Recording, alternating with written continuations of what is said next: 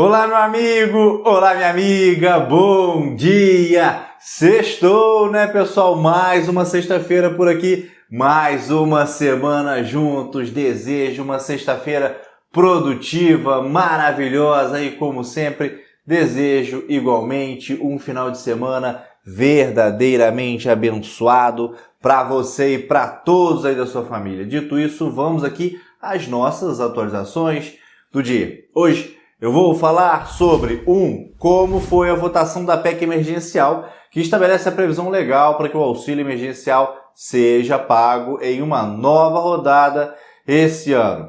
2. Afinal, qual será o caminho agora até chegar ao auxílio, até que o auxílio seja finalmente pago? E 3, vamos ver aí o depoimento dado pelo senador Rodrigo Pacheco, presidente do Senado, sobre as possibilidades de o Congresso aumentar o valor de R$ 250 que serão propostos pelo governo, assim como aconteceu no ano passado, em que o Congresso terminou aumentando o valor do auxílio.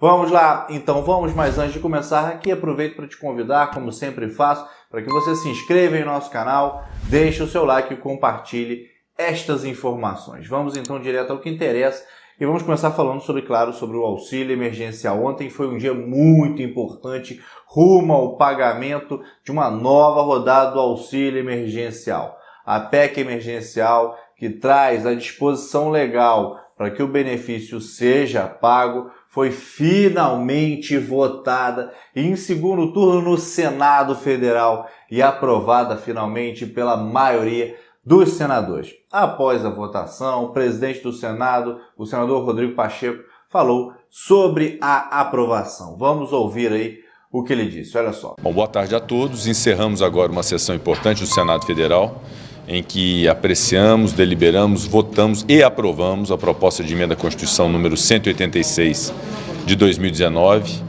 que é a PEC emergencial, que estabeleceu o protocolo fiscal necessário para a implantação do auxílio emergencial no Brasil. Foi uma votação de 2 turnos, aprovamos o primeiro turno ontem, o segundo turno hoje, foram rejeitados os destaques, manteve-se, portanto, o parecer do relator Márcio Bittar, a quem parabenizo pela condução do trabalho, pela capacidade de diálogo e de negociação política, contemporizando as diversas frentes de interesse em relação a essa PEC emergencial. O fato é que aquilo que nós nos comprometemos, desde o início da nossa gestão como presidente do Senado, de pautar a PEC emergencial e aprová-la como uma condição de um protocolo fiscal necessário para o auxílio emergencial, foi cumprida pelo Senado. Agora a PEC se dirige à Câmara dos Deputados para a sua apreciação. O segundo ponto importante também dessa semana foi a aprovação do projeto de lei 534 de 2021, que estabelece a autorização para a União, Estados, Municípios e Distrito Federal assumirem os riscos inerentes à contratação de vacina, sobretudo quanto aos efeitos adversos da aplicação dessas vacinas.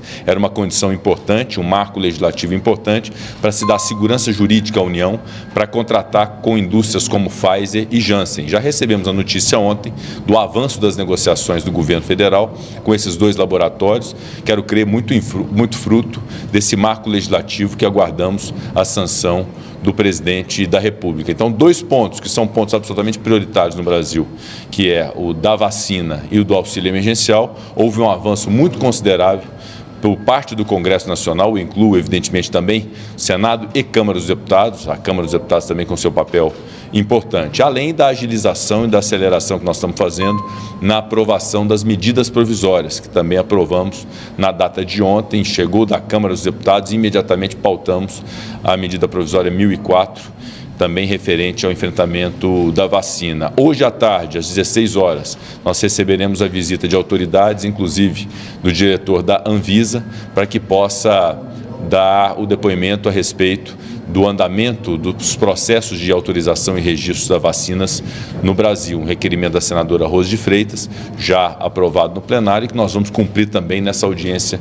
de 16 horas do Senado Federal. Como é uma proposta de emenda constitucional, agora a PEC vai seguir para a Câmara dos Deputados. O presidente da Casa, o deputado Arthur Lira, disse que iria dar celeridade máxima à tramitação da PEC emergencial lá na Câmara dos Deputados, para que o auxílio emergencial seja pago o mais rapidamente possível. Vamos ouvir o pronunciamento feito pelo deputado Arthur Lira. Olha só. Conforme conversa com os líderes, nós não temos unanimidade, mas temos uma maioria bastante significativa para a urgência do tema do auxílio. Quanto mais rápido nós votarmos e apreciarmos, lógico, com todas as opiniões que possam ser divergentes com relação a como vem o texto na questão do mérito, é importante que nós saibamos que ainda quando as comissões não estão instaladas, a gente possa abreviar o ritmo dessa PEC, que tem importantes posições aí do Pacto Federativo, da questão da PEC emergencial e que vai oportunizar o governo ter a sinalização para agora em março ainda pagar o auxílio emergencial, que é muito importante nesse momento. Vai ser para a semana que vem ou não? Para a semana que vem não é justo que a PEC saia hoje do Senado e a Câmara tenha que votar lá hoje ou amanhã sem discutir, não é? O Senado levou um tempo maior e os deputados e deputadas tendo conhecimento do texto, pelo menos dá para as lideranças e os partidos se posicionarem com relação ao mérito a partir da terça-feira, que é o que eu penso, sugeri aqui no Colégio de Líderes, todo dia para discussão e talvez a votação da admissibilidade e primeiro e segundo turno na quarta-feira numa possibilidade mínima de acordo do plenário. A previsão, como vocês ouviram aí, é que a PEC seja votada na Câmara dos Deputados na próxima quarta-feira. Depois da aprovação, o governo editará uma medida provisória para liberar o pagamento do benefício. Em entrevista coletiva, Rodrigo Pacheco falou quando essa MP deve chegar ao Congresso Nacional. Ainda não há essa definição. Nós tivemos realmente uma reunião com o ministro Ramos ontem, com o presidente Arthur Lira, justamente para discutir os termos dessa proposta de emenda à Constituição. Isso agora já está superado, prevaleceu o texto do senador Márcio Bittar. Agora, de fato, aguardamos tanto a aprovação da PEC pela Câmara dos Deputados, quanto a apresentação por parte do governo do auxílio emergencial que tanto almejamos. No dia de ontem, parte da imprensa noticiou que há uma articulação dentro do governo junto aos deputados para que, quando sair essa medida provisória, ela não seja pautada para discussão e votação no plenário da Casa. Vocês devem se lembrar que vivenciamos uma situação muito parecida no ano passado, quando foi editada a MP prorrogando o auxílio emergencial por até 4 meses em prestações ali de R$300 após o pagamento das 5 parcelas de 600.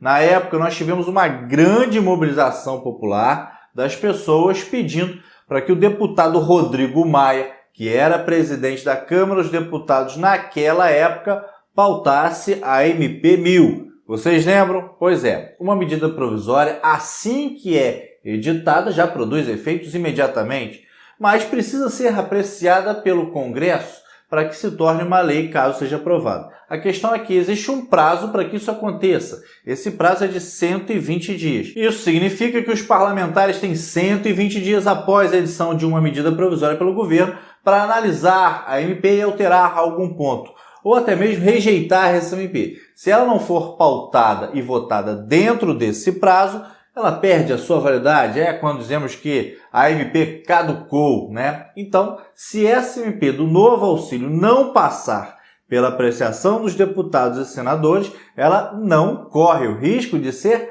alterada. O medo do governo, nesse caso, e é por isso, inclusive, que ele tenta articular para que essa MP não seja colocada em pauta, né? É que, de fato, os parlamentares venham a aumentar, a mexer no valor do auxílio. Esse ano, a proposta do governo é pagar 4 parcelas de R$250, mas haverá uma diferença em relação ao ano passado, e que está sendo amplamente divulgado pela grande mídia. Mas é muito importante ressaltar que estas informações em relação aos valores ainda não são oficiais, ok? Está sendo divulgado que, diferentemente de 2020, quando as mães chefes de família receberam ali o dobro do valor, 2 cotas, dessa vez a proposta é pagar para as mães chefes de família o equivalente a uma cota e meia, ou seja, R$375.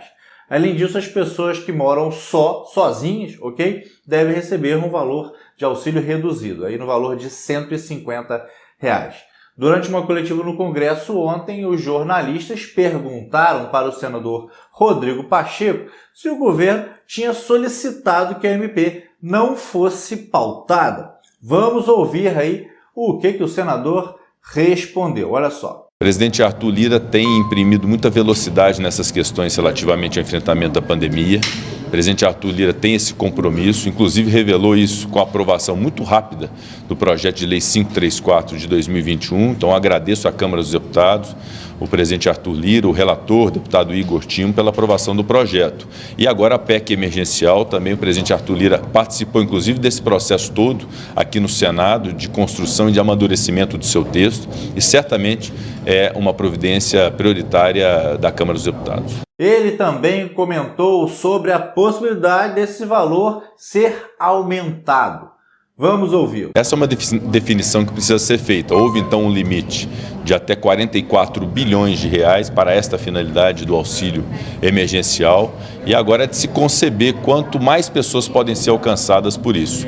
Mas uma vez aprovada a PEC do auxílio emergencial, a PEC emergencial que viabiliza o auxílio emergencial, nós temos agora que começar a discutir de maneira muito firme e segura a possibilidade da perenização de um programa social no Brasil, de renda mínima, de renda cidadã, que possa dar dignidade a essa camada social que precisará desse alento do Estado até que nós possamos ter uma recuperação plena da economia para gerar emprego. O mais importante é a geração de emprego e de trabalho para as pessoas, porque ninguém quer a favor do Estado. As pessoas querem ter a sua própria capacidade de trabalho e viver da sua força de trabalho. Mas evidentemente que há uma camada que precisa ser assistida, nós temos plena compreensão disso e teremos por parte do Congresso Nacional todo o envidamento de esforços para poder dar a essas pessoas uma renda mínima cidadã para que possa ter no Brasil justiça social. Essa é uma indefinição ainda quanto aos parâmetros de valor e de número de pessoas alcançadas, mas o governo federal certamente já está trabalhando nisso e obviamente nós seremos colaborativos para ter uma construção que seja a melhor possível, que alcance o máximo de pessoas possível para esse auxílio emergencial. É importante destacar que o senador Rodrigo Pacheco não excluiu a possibilidade de o Congresso alterar o valor proposto pelo governo. Veja o que ele disse quando questionado sobre isso. Dentro da responsabilidade fiscal, das limitações agora impostas pela PEC, obviamente o objetivo do Congresso Nacional é sempre ter o valor mais digno possível para as pessoas. Nós no ano passado aprovamos um valor de R$600, depois foi continuado com R$300 em razão do momento de ápice da pandemia. Vivemos ainda um momento de ápice da pandemia. Obviamente que o nosso desejo era poder assistir o maior número de pessoas com o maior valor possível, mas nós temos as limitações fiscais, temos que encarar essas limitações fiscais e vamos buscar fazer algo muito equilibrado para assistir o maior número de pessoas possível no Brasil. Muito obrigado. Dentre as limitações citadas pelo senador Rodrigo Pacheco está o teto do valor imposto pela PEC para pagamento do benefício. A PEC emergencial estabeleceu aí que o governo, ou estabelece que o governo poderá gastar até 44 bilhões de reais em auxílio emergencial fora do teto de gastos. Esse valor não significa quanto custará o novo auxílio emergencial, mas o valor máximo que o governo poderá gastar com o seu pagamento durante esse ano. Bem, então era isso que eu tinha para compartilhar com você nesta manhã de sexta-feira. Vamos seguir acompanhando tudo por aqui. Não se esqueça de deixar o seu like, de se inscrever aqui em nosso canal e, claro, de compartilhar estas informações. Para esse vídeo era isso. Desejo uma excelente e produtiva sexta-feira e, mais uma vez, um final de semana verdadeiramente abençoado. E, claro, como nunca me canso de repetir, lembre-se sempre, tudo vai ficar bem. Sabe por quê? Porque Deus está no comando sempre. Valeu, forte abraço, tenha um excelente final de semana.